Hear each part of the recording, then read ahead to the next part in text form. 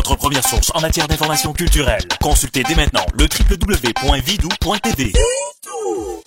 La semaine de la mode de Montréal, ce n'est pas seulement des défilés de mode, mais c'est aussi des démonstrations de coiffure et de maquillage. Et j'ai testé ça pour vous.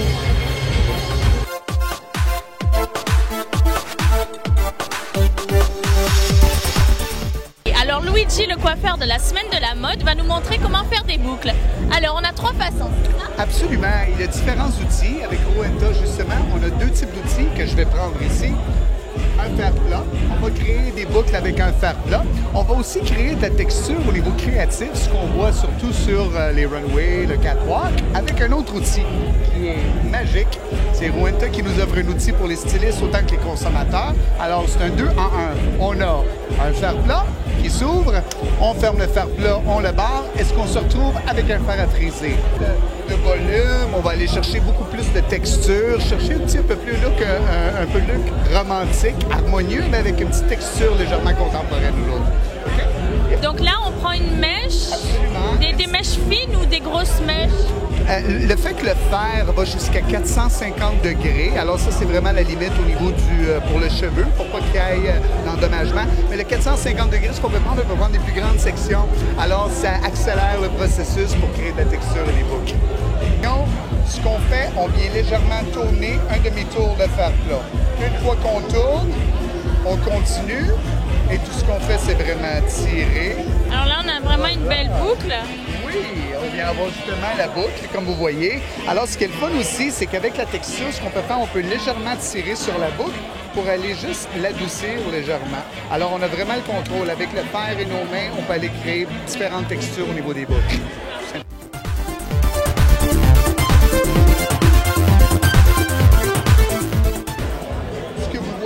Je viens reprendre le cheveu, je fais un croisé tout simplement.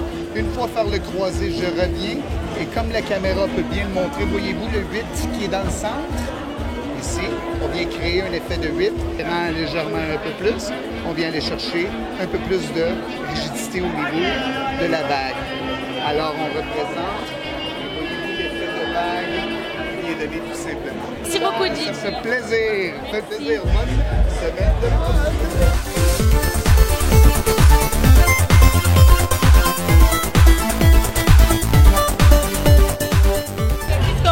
Aujourd'hui, qu'est-ce que vous allez me faire? Bien, ce qu'on va faire aujourd'hui, c'est vraiment un smokey qui est tendance en ce moment. On va aller faire noir et jaune. On a ici Aude qui a les yeux verts. Avec le jaune, on va aller chercher de la lumière dans les yeux, tout en ayant un maquillage de soirée avec le noir, beaucoup de mascara, une lèvre qui va être un petit peu orangée, mais transparente, avec une belle joue rosée. Bon, mais on va commencer ça.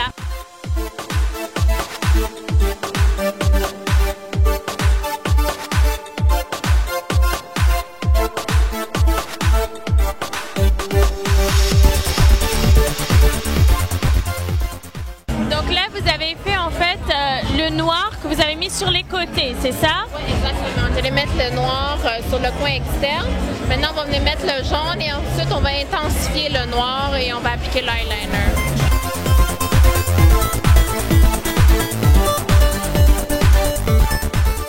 La lumière, c'est pour ouvrir le regard. Oui, exactement, parce qu'on veut un smokey lumineux.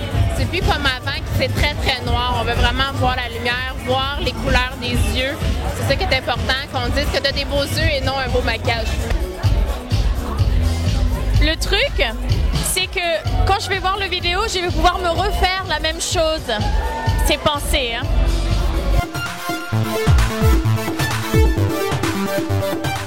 C'est important de travailler les yeux avant le teint. Comme ça, notre teint reste propre. Je viens de finir tes yeux, maintenant on va faire le cache-cerne. Tous les produits que vous utilisez ce soir, c'est CoverGirl. Oui, c'est tout du CoverGirl. C'est ça l'ombre à paupières en crème. On a 2 côtés, fait qu'on peut faire un smokey de jour en faisant la base 1 et 2. Est-ce qu'il y a une différence de couleur suivant la couleur des yeux? Est-ce qu'il y a des couleurs, par exemple, moi j'ai des yeux verts, il y a des couleurs que je ne dois pas utiliser? Oui, on n'ira pas dans le rose. On a un qui est rose mauve, on n'ira pas dans ces couleurs-là. Dans ton cas, on a utilisé le gris prune qui est super beau avec les yeux verts, le noir et gris aussi qui peut être beau et le beige et doré qu'on a également.